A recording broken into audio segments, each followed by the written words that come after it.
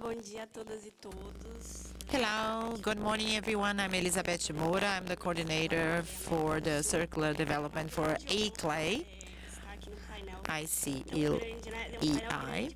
It's so nice to be here with the presence of such important cities. I'd like to welcome you all again. Thank the Milan Global Forum for the organization, and I'd like to welcome you to this panel towards sustainable urban food governance in Brazil and Latin America.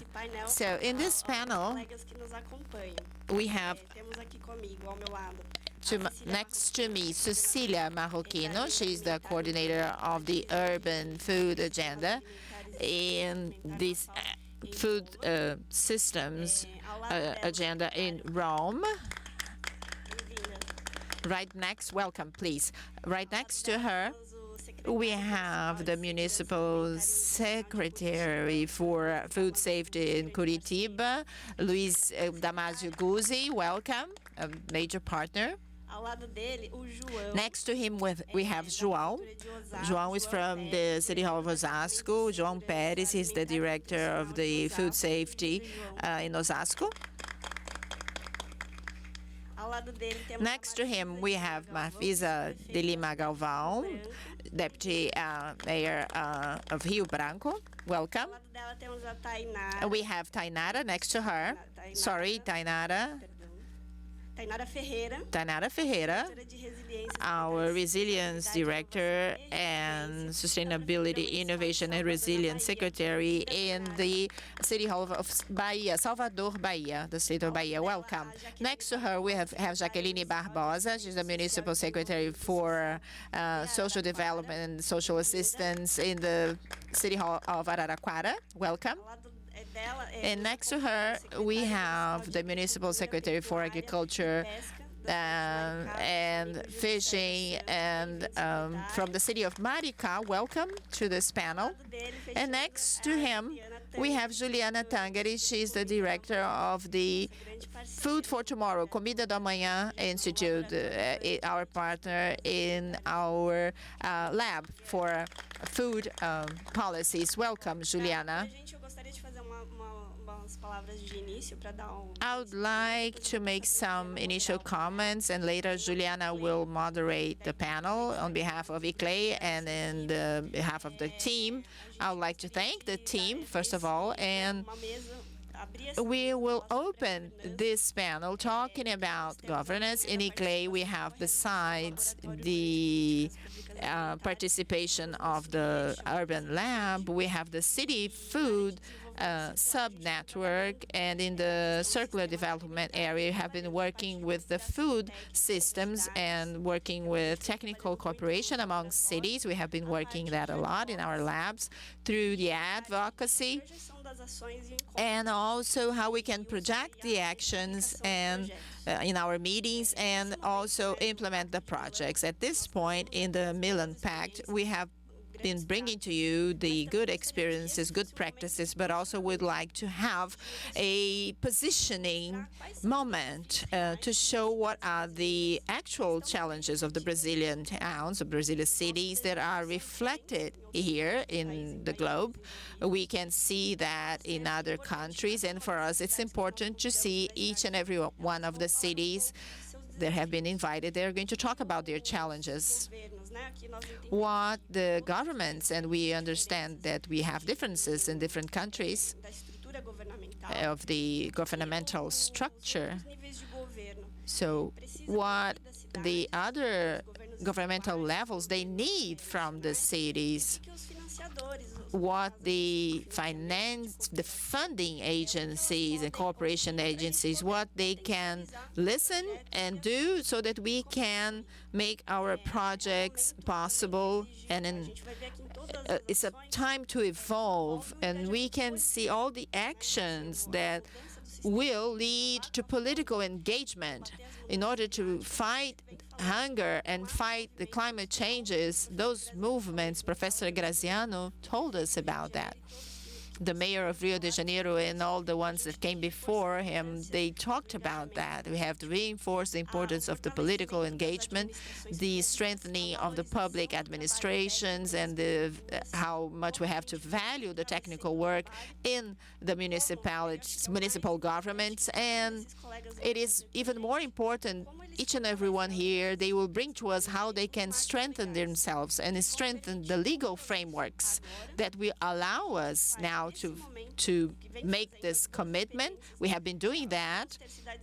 We're going to have cities that have been working in their food policies for more than 20 years. So how can we start? Have you done, and what we can do now that, if possible, we cannot go back. So we want to move forward, and we had enough of good intentions. We have this Milan Pact that comes with a commitment and a proposal for this work agenda. How can we put that in practice and not go back anymore? So I'd like to welcome you all again and give the floor to Juliana, and thank you again to be able to be with you here again.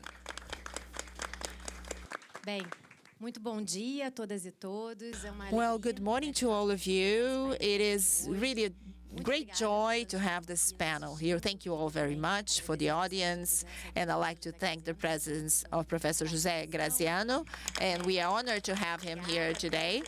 Thank you all again.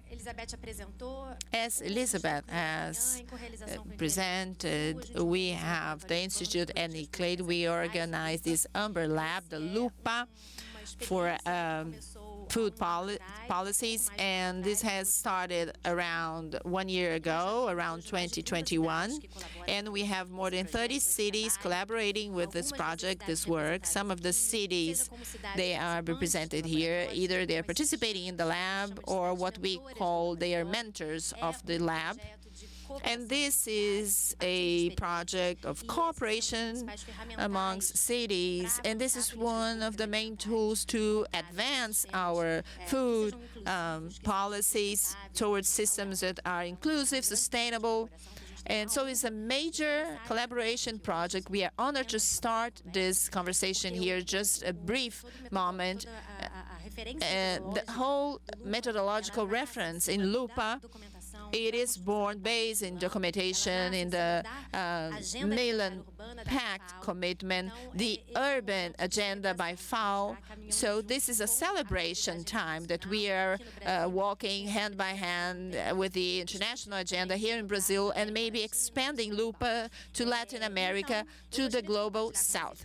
So I'd like to share with you briefly, before we listen to the representatives of the different cities, some messages that we had in messages that came from the activities developed by LUPPA. As Elizabeth said, messages to international community, to the governments. What do the cities need? We have some convergence points, and I think would be interesting. We have 7 points. I will have my cheat sheet here to talk to you about them. First will be strengthening the local networks that can help cities to have access to better resources, more resources. We can have the help to share the local experiences and take into account the regional differences, the socioeconomic inequalities amongst countries, and mainly the historical differences and complexities. So this is the first point. I will read really fast so I don't spend much time of the panel. Another issue would be some topics that have become global. There is no agenda that will not talk about the urban agriculture and food in schools. So we need resilience in terms of food supply and climate resilience as well.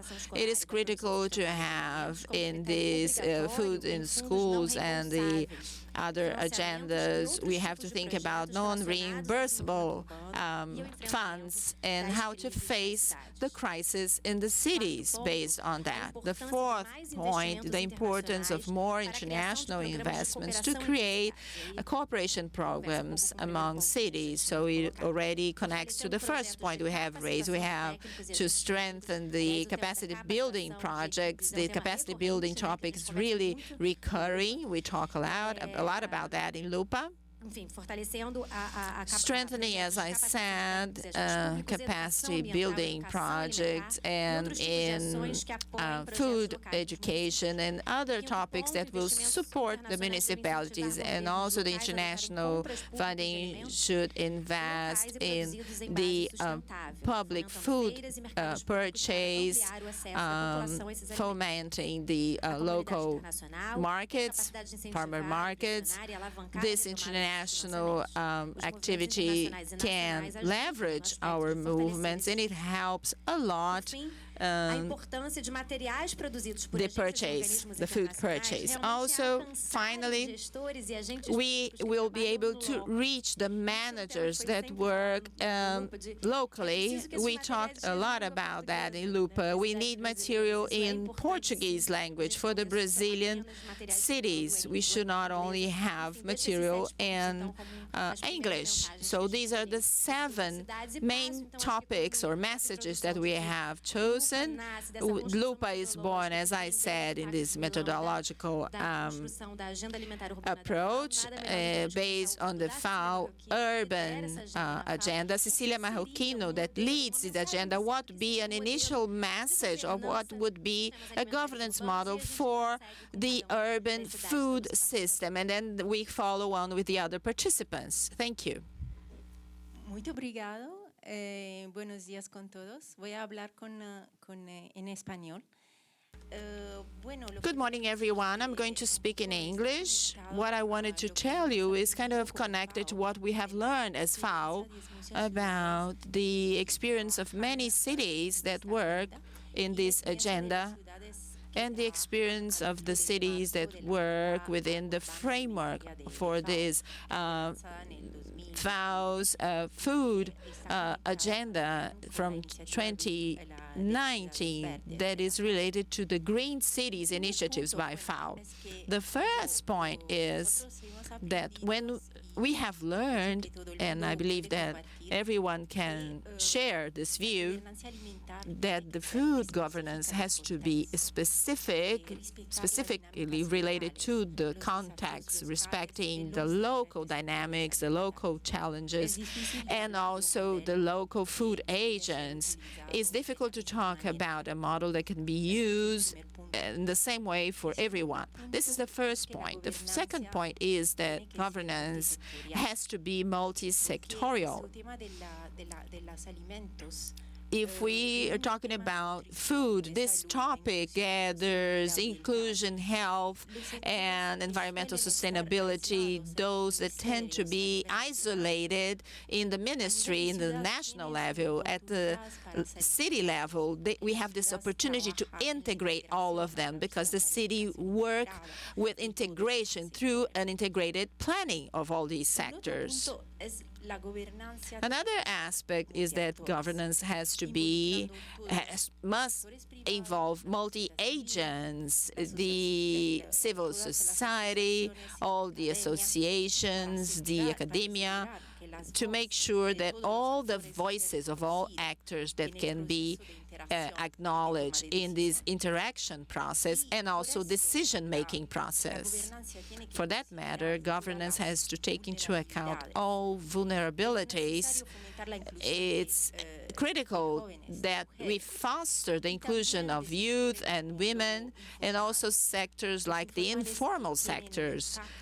Those have an impact in many contexts regarding food security. So, to conclude, governance has to be inclusive. the food systems governance has to be inclusive. And FAO has been working a lot on another governance topic, which is the multi-level governance. This is a key challenge. Many small towns, small cities, and mid-sized cities, they don't have the proper support to operate effectively. They don't have the technical capacity, they don't have the resources to work on the food issue. So it is a local alliance that can help a lot. And FAO, for that matter, has been establishing with all different partners like ICLEI and the Milan Pact and the United Nations Habitat, UN Habitat. We are all together trying to find or to create an alliance of urban food systems, having as the core point this local national alliance to make easier this interaction of the different governance levels to work together on food systems. All cities, they need a legal framework and appropriate policies. Regarding another point that I think it's critical that I want to mention here, that will be the different scales from neighborhoods and metropolitan areas and different regions. We have to consider the different scales where all the actors, all the players, they operate differently. So we have to coordinate this governance system that has to be multi-level, multi-scales, multi-actors, and multi-sectors. In order to reach that, I will cover the topics that were mentioned by Juliana before. What is important to reach that is the political will and also the commitment, the institutional commitment.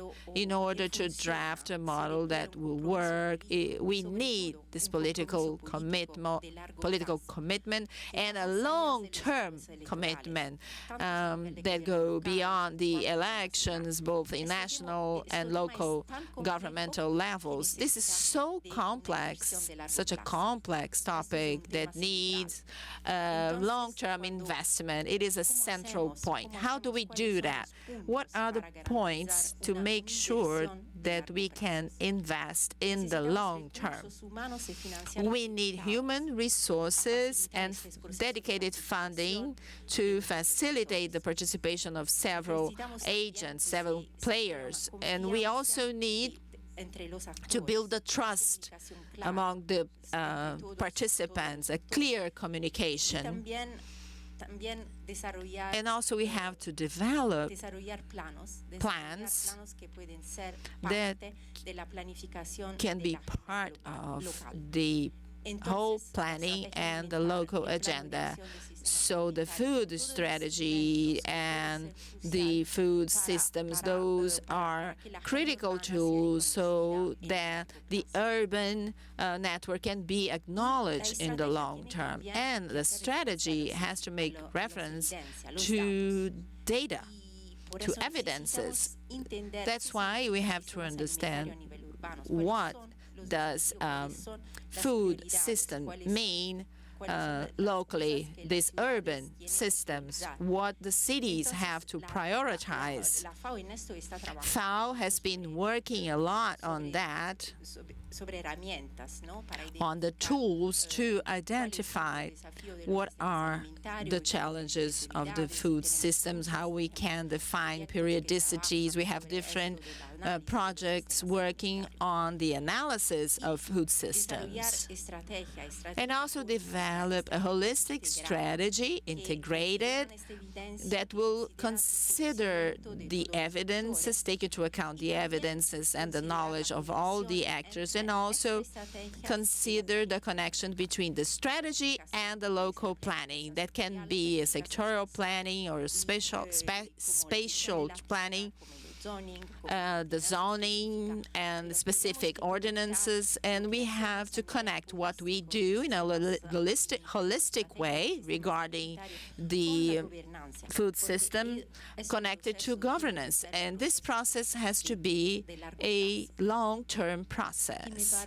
I'll stop here and thank you very much.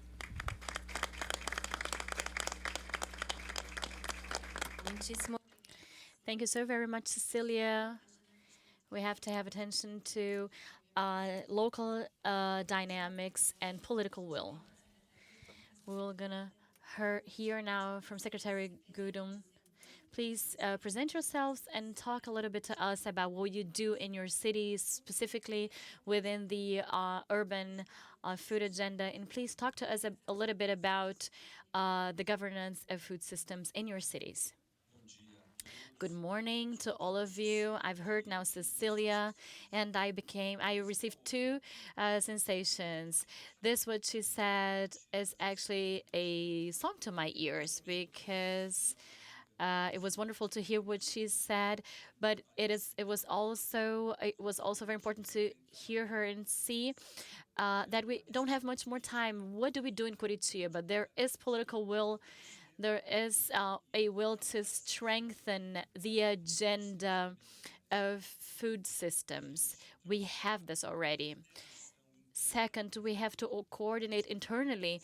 In our city hall, we have a secretariat in Curitiba for food security that works with other secretaries to advance this agenda, and we understand there is the need to create an agenda within the municipal parliament to tackle those things, because city councils do not know what food security is, and it is important for them to have this on their agenda. We have an amendment from the opposition to the actual mayor now that has been advancing this. And we understand that this is important for this political forum, our municipal parliament. We understand it is important to empower specific agents, so leaders from urban gardens, small peasant producers connected to cooperatives. Curitiba decided to advance its food policy in a metropolitan way. There are 29 districts near Curitiba, and we know they have scarce resources, so we want to help them and empower them. Juliana, I also think it is important to respect the diversity of all agents, but I understand that the LUPPA, that the urban lab, reaches the possibility that we share experiences. And this is very important because we have the feeling that we're not alone.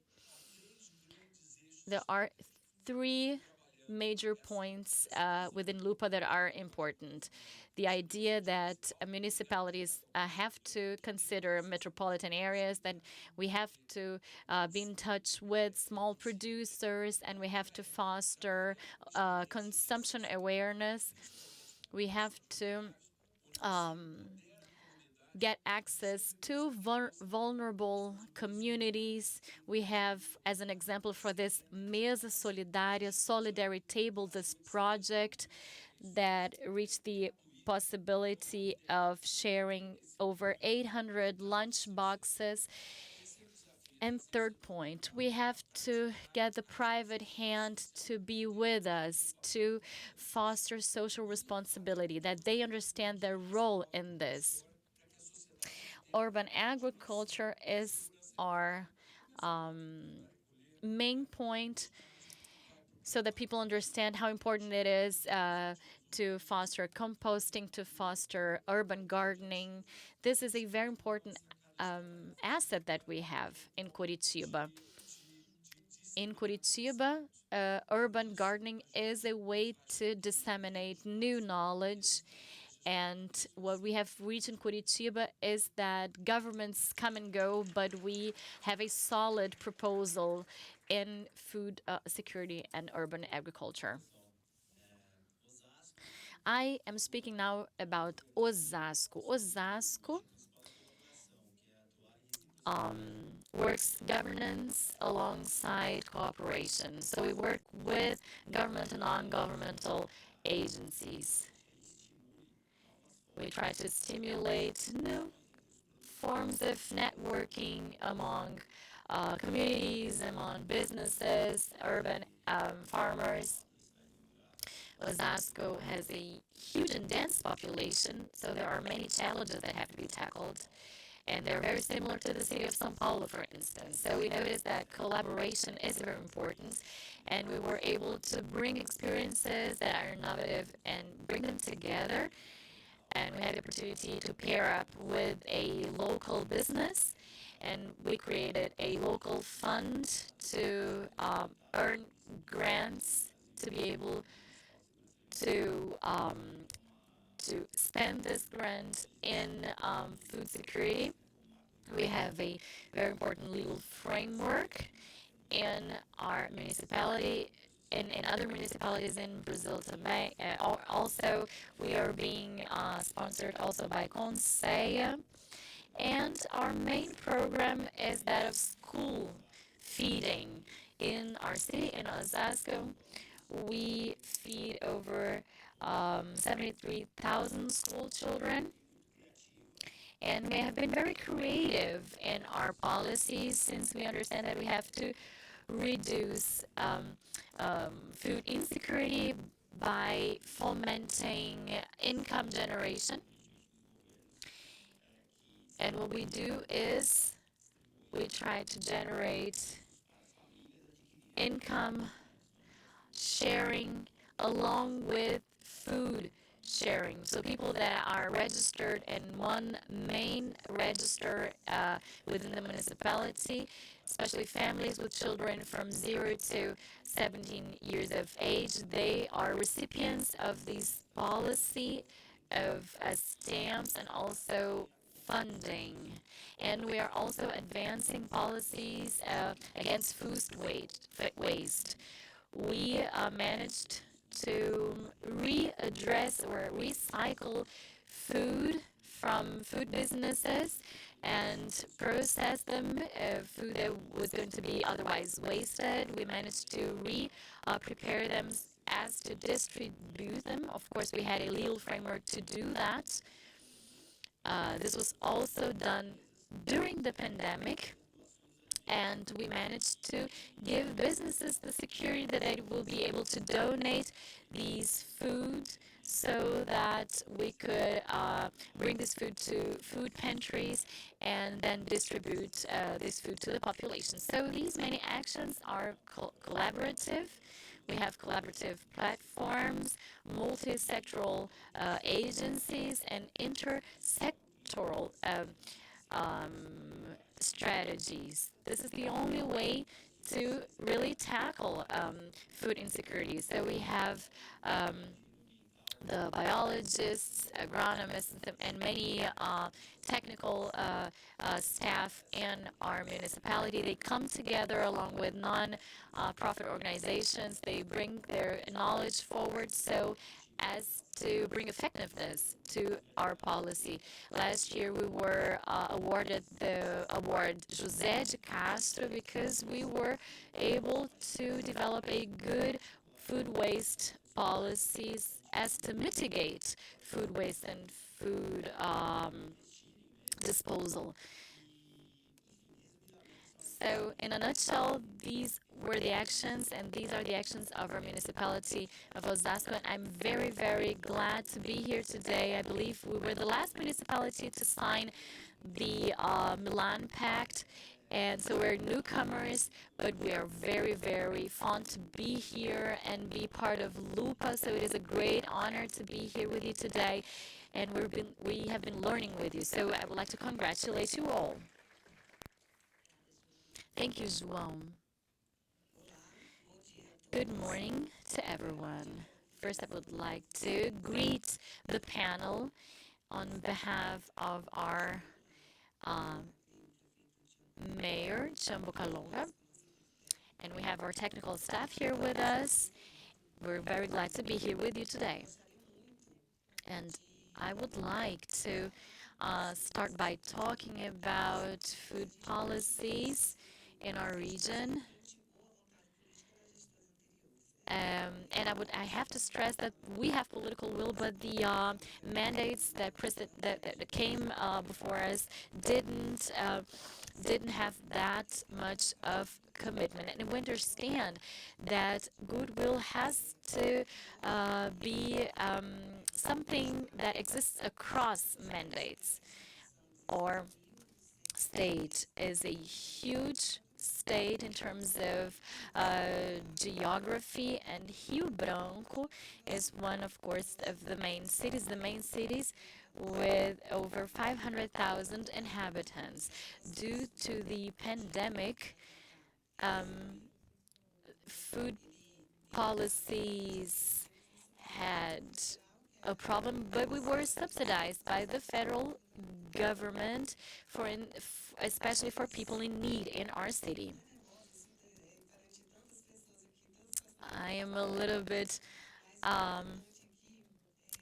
shy, but I would like to say that we we benefited from the help of the urban lab, LUPPA.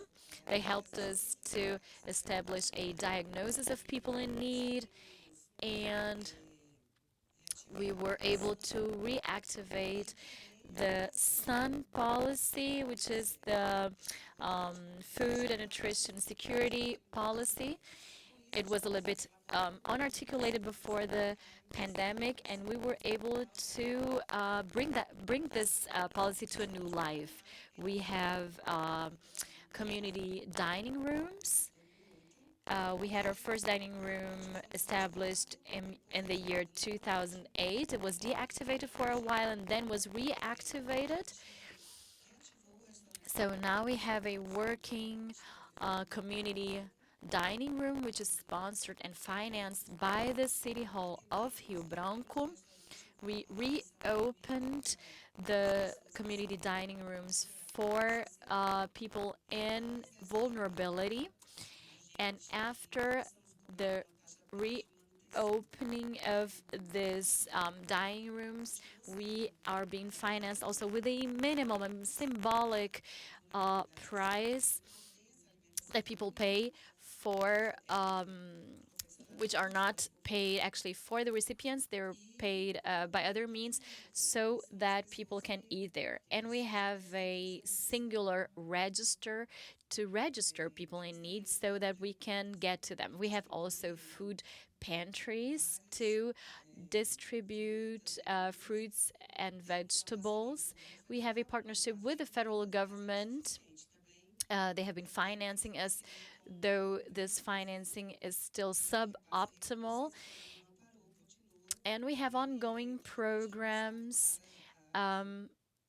in the area of food security so that people who are registered in our register can benefit from them. We have 3 farmer schools or farming schools that are being implemented right now. And together with Ana Letícia, who created the aquaponic project, she brought us here. She brought us to the urban lab. She's also advancing this initiative. Our state, the state of Acre, is in frank development. We understand we have to sign the Milan Pact. You're not the last Osasco. We would like to adhere to the pact also. And we've been advocating along with the mayor that we do that at municipal level. And I know that our mayor wants to foster other initiatives beyond the community dining rooms. We have other projects to reach out to metropolitan areas, to reach out to other communities in vulnerability in other places other than the center of Rio Branco. Of course, there are many advancements that have to take place. We have to find solutions for our local population. And we want, of course, to generate continuity in our project. I would like to finalize by saying that I'm very glad to be here. Thank you so much to LUPPA, to the Urban Lab, to all colleagues that are here sharing experiences. Ana Letícia, Sergiana, our coordinator of our food pantry and our dining rooms. And we are advancing our planning so that we can generate a more robust structure. And we hope that we'll be here next year, eventually receiving an award for our work. Thank you so very much. Muito obrigada. Thank you very much. Within LUPPA, within the Urban Lab, we have 10 cities of the legal Amazon region that are part of the lab. They're dedicated, they're interested, and it is very interesting to see how Rio Branco has benefited from our consultancy, and we're very happy for that. Tainara, thank you so much. Good morning.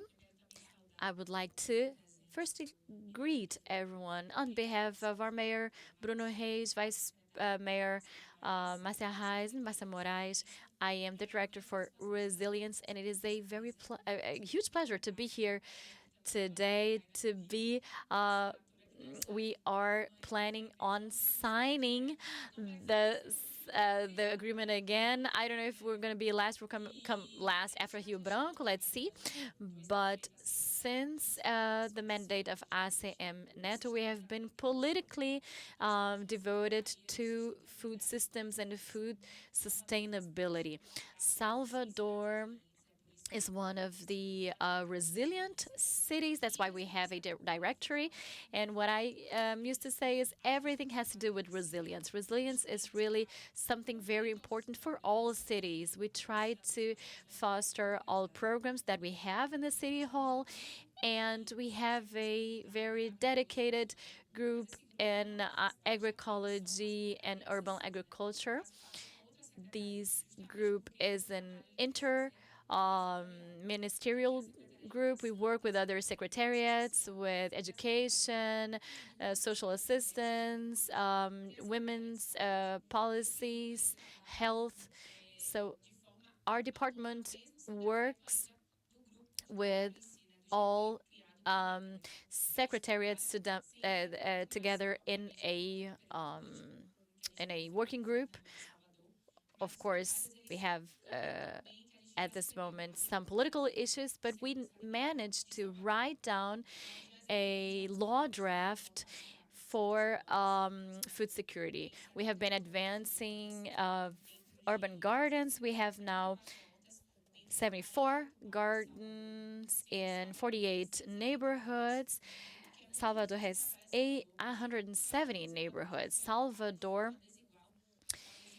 is a very complex city to develop all of this, but we have managed to advance urban gardens there. Salvador is, of course, the first capital of Brazil, but still a very complex geographical structure. And we have been trying to integrate the community within schools, within the communities, within the local neighborhoods. We try to empower people in their neighborhoods. Everyone is empowered, but we understand that people have to become aware that they can have the power to advance a work in the food area. There are, of course, many programs, but if the population does not buy into the programs will not advance. We have a program in urban agriculture, and what we aim is to integrate people, to integrate vulnerable people that have many other challenges that they face. So we have to be sensitive to those people. And our great challenge is indeed to dialogue, to engage with these people. We understand that this dialogue is based upon hearing what these people have to say. So what we understand is that urban gardens are a territory from those people. They are empowered over the urban gardens, be these neighborhoods marked by churches or other community associations. It is very important that people understand they pertain to the program. We have the work of urban gardens that are called folhas sagradas, sacred leaves or vegetables. And this is a program that is important especially for our Black communities. Salvador is one of the blackest communities, so to speak, in Brazil. So Black women, they are especially vulnerable, and many of them are people that have a connection to African religions. So we understand that the urban gardens have to tackle also the religious importance of food. And the most important thing is to have all of these programs with a special spot in our funding. We know that at some points we have political will, but we don't have the funding, the resources to keep up with everything. So at some points we have challenges that are technical, and at some other points we have funding problems. So we understand that LUPPA, that the Urban Lab, is a very important helper to us. And we are learning not only from LUPPA, but also with the other cities that are part of this lab. Many of you will think, well, Salvador is one of the biggest capitals in Brazil, but Salvador is still learning. We have still a learning curve. So this sharing experience is very, very important. We hear from others what they do in other cities, and then we hear of the good ideas, and we can exchange visit cards and really understand what people are doing in other cities. So cooperation can be one of the key possibilities for us also. And I would like to say that we have been strengthening ourselves in the cities due to the problems that we're facing in Brazil. We're learning to have a new perspective and to strengthen ourselves. We have a potential, but we can work better together. And we learned that in hardship during the pandemic. I'm sorry for talking too much. I come from Bahia, so I tend to speak a lot. But our challenges, and I would like to stress that, is to integrate the population, bring the people in need to us. We have our food policies in schools, vegetable protein instead of animal protein. We're developing this program with the Secretariat of Education. We have many other programs, but my main message is that our main challenge is to integrate the vulnerable. They are those that are victims from climate change and other problems, and to raise awareness of this population, that they can be integrated, that they are members and integral parts of programs that we're making for them, so that we can build a more cohesive society. Resilience means cohesion. Thank you so very much. Muito obrigada, Jaqueline. Thank you very much, Bom Jacqueline. dia. Good morning. Sou Jaqueline. I'm Jacqueline. Sou de Araraquara. I'm e from sou secretária de Araraquara. Assistência e Desenvolvimento Social. I'm the Social Development Secretary. I'm my partner Silvani. She's the Food Security Coordinator. And in Araraquara, we developed the two public policies, social assistance and food security in a systemic way. It's important to talk a little bit about how important LUPPA is FAO, ICLEI, the Milan Pact, how important they are for the Brazilian cities at a point that our legal frameworks, our pact bases, both national and state bases, they are undermined.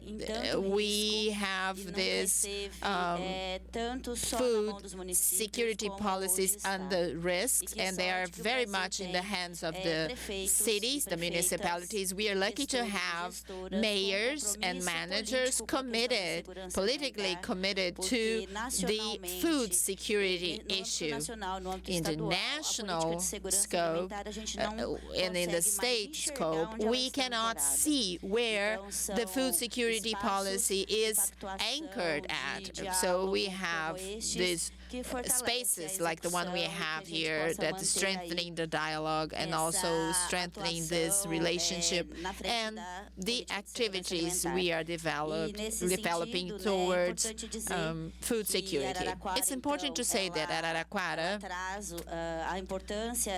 raises the importance of discussing food security and talking at the front in our municipal council. We work in a participative budget. We have plenaries with the population, plenary sessions. So it's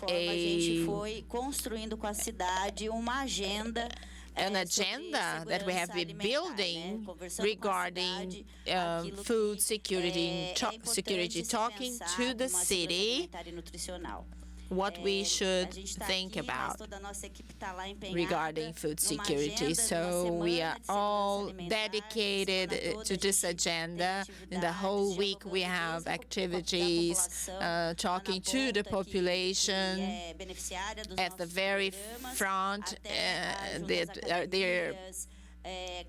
They benefit from our programs. We have also, as I said, the municipal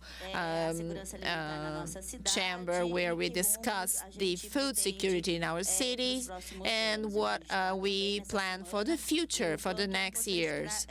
And it's important to see how we can bring that to the city agenda.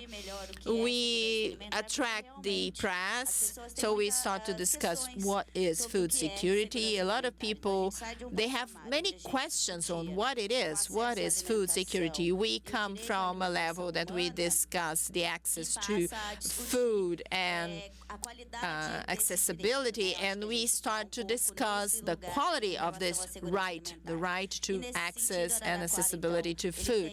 So in this sense, in Araraquara, we have the strategy Araraquara without hunger, saying for me. We are available to talk to you about this strategy further.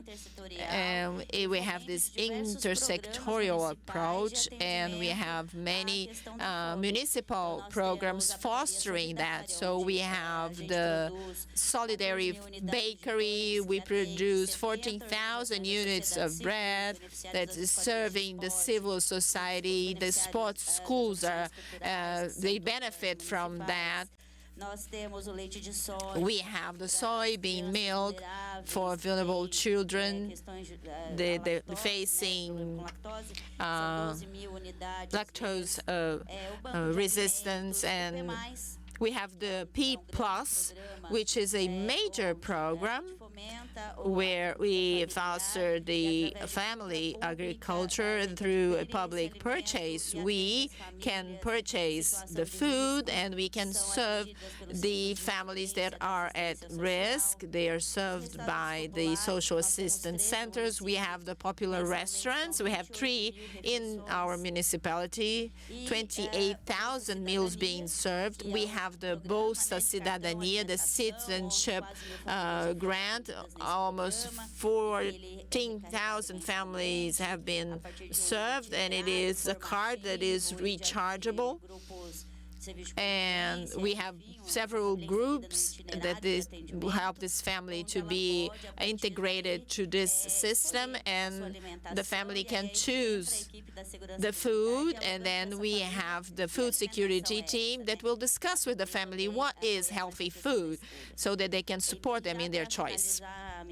And to close my comments here, I would like to talk a little bit about this post-pandemic moment that will have a direct impact in our actions. We were at a time that we were discussing the quality of food, and we have to continue and move forward following this line, but also we have to discuss how can we reach the volume of food that we need for those that don't have it. So listening to our colleagues here, I was thinking that at this point in Araraquara, we had the post-pandemic and the pandemic period, and we thought about the informal workers that were highly impacted. And we had a lot of shops that had to close. They didn't have the formal monthly income. They could not move around the city. Araraquara, I don't know if you know that, it had a lockdown. And how Araraquara positioned itself, because we need these people would not be able to eat. So we had a solidarity network that was created, and we were able to serve with food and baskets through the solidarity network, 55,000 basic baskets, and through the education network, we had thousands, almost 10,000 families served during the pandemic. And this has shown us that we will have this demand after the pandemic. We have a high unemployment rate. We had a decrease in jobs, vacancies, and so we have this increase in demand. How we can sustain our offer due to this lack of inputs, and even related to the war in Ukraine. So it's a little bit all of that that reaches us in the world, and the major challenge is to think locally, municipalities, states, and the national government, how we can think about our commitments, our councils, how we can recover that, and how important it is to our food policies. Thank you, Jaqueline. And now, finally, please, from Maricá. It's very difficult to speak after such brilliant speakers, but anyway, I would like to introduce myself. My name is Júlio César. I'm well known in my city as Júlio Carolino. We have some cities, small cities, you use the name of your father, you know, that's how it works. So this is how I'm known in my town. I would like to thank very much Elizabeth from ICLEI. She has been supporting a lot Maricá, and was one of the major gains that we had in our city was to get to know ICLEI. It seems that it's not, but you know, Niterói has beautiful projects as Maricá, and Niterói is just next to Maricá, and we didn't know each other's projects. So you can imagine we needed ICLEI to break this barrier. I should repeat here. We were, you know, municipalities that were close together, and ICLEI was able to break this barrier. And I thank ICLEI, Elizabeth, and Bruce that was at the entrance, and Perpétuo and Braulio. Yesterday we were discussing with him the whole afternoon. And also I'd like to thank LUPPA, Juliana. Juliana, she has almost the same name, right? So from the very beginning we met online, but I felt really welcome. And I'd like to talk about Maricá. I don't know how many representatives we have here, but everybody was talking about our city councils. So I don't know how many we have here, but I am a city councilor in my city, and I'd like to start talking about that. The city councilors, they'll get to know agroecology and urban agriculture. And 4 years ago, I was just a secretary, and some of the councilors, they came to me and they would say, come on, Julio, this lettuce, pumpkin, and watermelon, this is all beautiful, but we don't get votes with that. You cannot forget, if you are a candidate, you will not win an election with that. And at the bottom of my heart, I was not a candidate, but I thought that this was in my heart, and I had to think about people that were feeling hungry, and they were so happy, to have their crops. And I was invited by the mayor in the previous administration, and I was elected.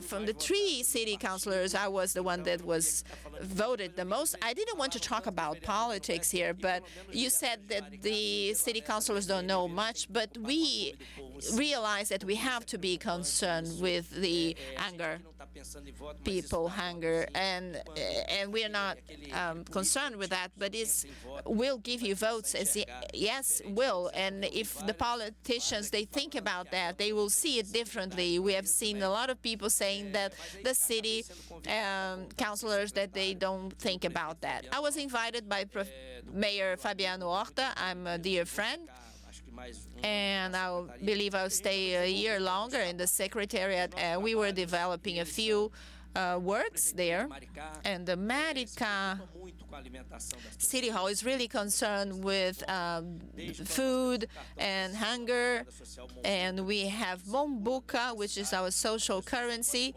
People can only buy in the city, inside the city, with this currency, and if they are in the program, they get this card so that they can purchase what they need, and they have some food security. Thanks to that, we have a free bus as well. So if someone can save money because they have a free transportation, they can put the bread, the butter, the milk, and the coffee on the table for a family of 4 people. So this free bus, we thought about that because of the coffee break. Because of the breakfast of these people, they needed to eat the basics. So we have 4 squares in our town. We are building others with the green gardens, and I talked about that in our meeting. We had some resistance from the population. We wanted, sports equipment, regular square, and we were able to break this paradigm, and they're very thankful because we don't have only lettuce and other vegetables. We have the agroecological Saturday. We teach people how to plant, how to harvest, and every Saturday we have lectures there. And we implement the small bucket project. People will gather the organic waste at home, and they will exchange that in the green gardens. They bring the waste, and we can remove 40% of our waste weight. Maricá, we pay per ton. Well, my time is over, since I am also a son of people from Bahia as well. But I can tell you that Maricá is there, open to you to visit, and we have the dehydrated products plant. We are 150 kilometers away from Rio de Janeiro, and we are preparing as well, Juliana, some public pots, and some land owned by the city hall, by the municipality, and we are starting doing that so that we can have that also in private spaces. As a lawyer and as a city councilor, I haven't even I haven't started my administration yet, but we want to create a project so that we can have fiscal incentives for those that will give their territories, their land, so that we can plant green gardens, and also so that this abandoned or not idle areas can be used. We have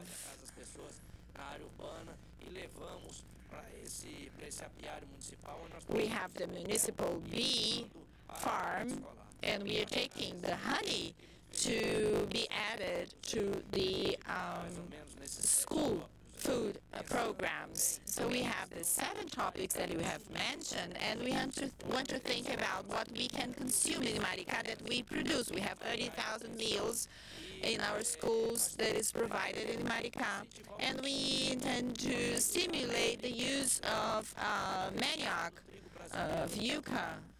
We have important wheat. Why shouldn't we use more tapioca, banana, and alternatives amongst the products that we have in abundance in Maricá? In Maricá, we consume a lot of wheat through pasta and bread and everything. We intend to replace that with time. We are in contact with the school kitchen so that we can adjust the menu according to the products, what we have. The time went by really fast. I tried to summarize as much as possible to let you know what we are doing in Maricá. I'd like to thank again LUPPA, all the support in Maricá, or to Maricá, to bring us in such an important event, having Dr. Graciano. We are so honored. Isn't that amazing? This is so important to us. I think that the audience, it's really outstanding. A hand of applause. I admire you very much, Dr. Graciano. To close, I would like to say that I have not invented anything in Maricá. I copied a little bit here and there, the agroecological square. It was a consultation that I had with an abandoned airport in Berlin. I like airport, and I gathered airport pilot, green garden. Since the Maricá airport works, let's do it in the square because our airport is working. It's not abandoned. So, and the little buckets, I collected that in Santa Catarina. There was a very nice project there. So I was gathering bits and pieces, and as a pilot, I like to quote Exupéry, Saint-Exupéry, people that go through our lives, they take some of them and take some of us. I'm taking a lot from you. Thank you very much. Taking that to Maricá.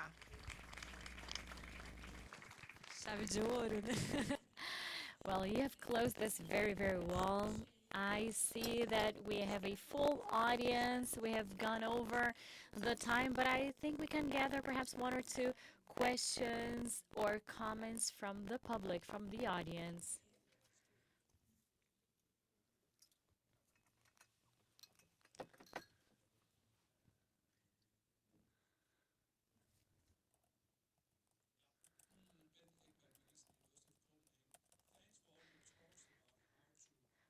Governance, how to be inclusive, how to collaborate, how to think about multi-actor approaches. I agree with all what you said. What I missed though is some reflections on at the local level in the cities. How can you organize? How can you go about this inclusion, the collaboration? I mean, one thing is, of course, the municipal level. You have more departments working with that in a municipality, but you also have all the other stakeholders, the parents, the kids, the teachers, the small enterprises.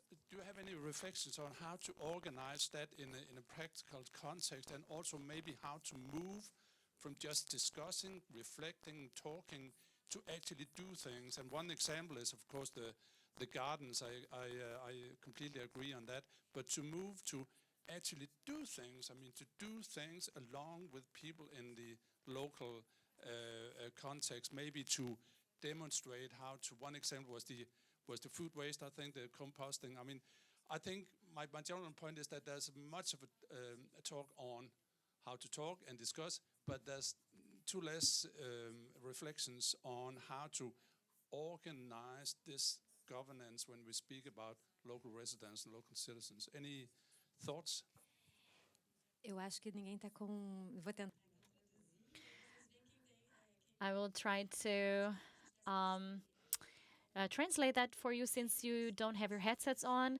Can you perhaps say something about concrete actions and the involvement of partners from the civil society. Can you perhaps say something about how do you involve them practically downstream? I'll give you one example,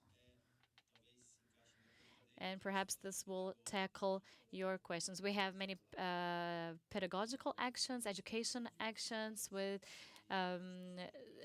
bringing sensibility to teachers, showing how small businesses can adopt food security matters, since we understand that they're very important part of the community. So we have the school community and the neighborhood talking to each other in vulnerable areas. So in Osasco, this is what we do. We have private stakeholders that came to us to the project Mesa Solidária. They are helping to feed vulnerable people, and they bring capacity building in the area of gastronomy, in the area of cooking. And we have joint actions with them, with the private hand. And we have noticed that they are also engaging in food waste mitigation. We have been talking to local street markets. We have 92 street markets, and we talk to them and work with them to mitigate food waste. In Araraquara, we have the family agriculture program and settlements that were established in agrarian reform. And the production from these places is purchased by the government and readdressed to vulnerable families that are enrolled in our social assistance programs. So our staff of social assistance works together with our food policy staff so as to reuse, reprocess food to avoid food waste, for instance. So there is a chain of collaboration that goes from the production of food up until the consumption of food. So we have a program exclusively for that. Another program that we have is related to our community dining rooms. They are managed by cooperatives that receive grants from us, from the City Hall. So they were incubated, women were included, women from very vulnerable territories in our municipality. So we talked to them, they worked together in associations once they got organized, and they had the capacity of working. We made a tender, and these women manage our community dining rooms with our supervision. So those are two experiences that I could share with you. Perhaps one more question from the audience. Unfortunately, I'm not able to see you. I don't think so. Yes, perhaps one more intervention from the audience.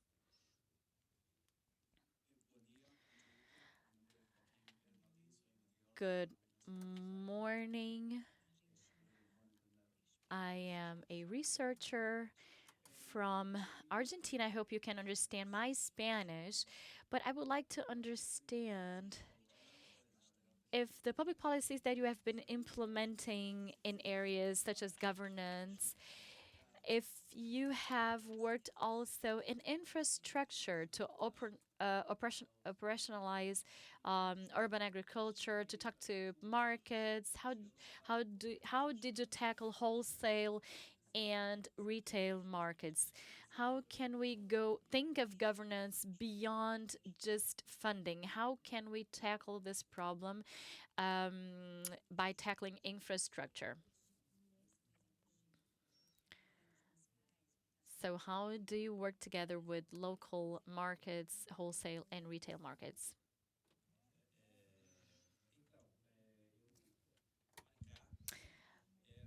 In Maricá, we were able to build a municipal market in the center of the city, 10,000 square meters in built area.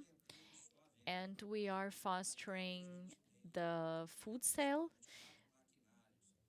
And we had 4 machines, agricultural machines, that we lent to farmers. So small tractors, so that these are lent to farmers so they can work in their fields. So small farmers, as we know, don't have the resources to buy tractors, for instance, that cost $1 million. So what we do is we have them, we lend them to farmers so that they can work on their lands. To talk about livelihoods, we incentive livelihoods. We have been fostering vaccines for livelihoods, and we pay the vaccines for those farmers so that they can work and have healthy animals.